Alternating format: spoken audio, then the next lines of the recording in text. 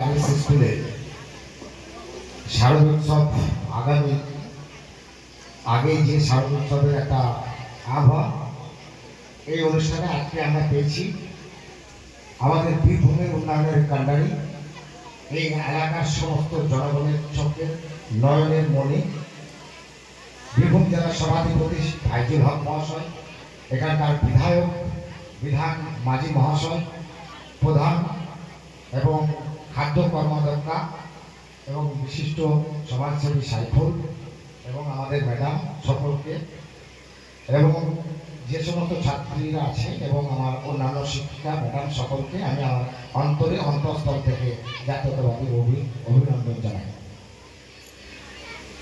আজকের যে এই অনুষ্ঠান আজ থেকে মোটামুটি 13 সাল, সেই 13 যখন এই স্কুলটা হাই স্কুলে যখন চলত, আমরা তখন আমি এই এলাকার তখন উপপ্রধান ছিলাম, মনিজা প্রধান ছিল। যার সেই সূত্রে আমাদের নেতৃত্বর কাছে যখন খবর আসে স্কুলটার ব্যাপারে, তখন আমাদেরকে বলে এবং বহু রকম করে মনিজা তার ঘটনা বললো অনেক কিছু। তারপরে আমি হয়তো অনেকদিন পর স্কুলে এসেছি, এসে আমি এর আগে একবার এসেছিলাম, আমি দেখেছি স্কুলটা অনেকটাই ভালো লেগেছিল। তারপরে আজকে এসে যেটা দেখলাম যে পল্লী গ্রামের এই স্কুলগুলোতে যে একটা স্মার্ট ক্লাস পেল আমাদের ছাত্রী বোনেরা, এর জন্য আমাকে খুবই ভালো লাগলো। আমি মাননীয় সভাধিপতি সাহেব এখানে আছেন, আমি এই এলাকায় বিভিন্ন সমাজ সেবামূলক কাজের সাথে জড়িত থাকার সুবাদে এখানকার মানুষের যেটা চাহিদা আছে, এই স্কুলে একটা আরবি মাস্টারের দরকার আছে। আমি আমার সভাধিপতি এবং আমার বিধায়ক সাহেবকে এটা অনুরোধ করব, আগামী দিনে এই স্কুলে যাতে একটা আরবি শিক্ষকের ব্যবস্থা বা শিক্ষিকার ব্যবস্থা করা যায়, এটা আপনারা দেখবেন। এটা বিশাল ডিমান্ড আছে এই এলাকায়। এছাড়াও আগামী দিনে এই স্কুলের যা যা পরিকাঠামোগত যা যা উন্নয়নের সবই তো আমাদের বলেছেন আমাদের পশ্চিমবঙ্গের মুখ্যমন্ত্রী, যেটা নির্দেশ সমস্ত দিক দিয়ে, শুধু শিক্ষা নয়, স্বাস্থ্য থেকে শুরু করে সামাজিক সমস্ত ব্যাপারে আমাদের সবসময় অগ্রাধিকার ভূমিকা থাকবে। আপনারা এটা সবসময় ভরসা করতেই পারেন।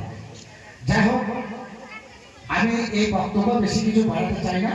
আমি ছোট্ট কথা একটা বলবো, স্কুলের উন্নয়ন যেটুকু যা হচ্ছে আগামী দিনে আরো হবে। এর জন্য আমাদেরকে যা যেখানে যেতে হয় আমরা যাব এবং আমাদের এলাকায় স্কুল আরো ভালো হবে, আরো উন্নত হবে। এবং মহিলা শিক্ষার উপরে যে গুরুত্ব আমাদের নেত্রী দিয়েছিল, আগামী দিনে 50% যে সংরক্ষণ আছে সেই জিনিসটাই কাজে লাগবে।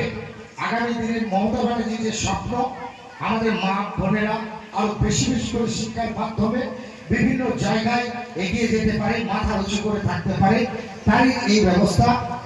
তাই আমি সকলকে বলবো, ছাত্রছাত্রী সকলকে, বিশেষ করে আমাদের এই এলাকায় একটা বড় সমস্যা আছে বাল্য বিবাহ, যেটা বয়স না হওয়ার আগে বিভিন্ন রকম ভাবে মেয়েরা বা ছেলেরা তার সাথে জড়িয়ে যাচ্ছে। আমি বলবো যে জানো, বাল্য বিবাহের ব্যাপারটা আমাদের ম্যাডামরা নিয়মিত সবাইকে জানায় বলেও, তবুও আমি তোমাদেরকে নিজেদের মধ্যে যাতে তোমরা যদি সতর্ক হতে থাকো, আজকে তোমরা এখান থেকে আমি বলবো সকলে এক জায়গায় আছো, শপথ নিয়ে যাও যে 18 বছরের নিচে আমরা কেউ বিবাহের সম্মতি দেবো না।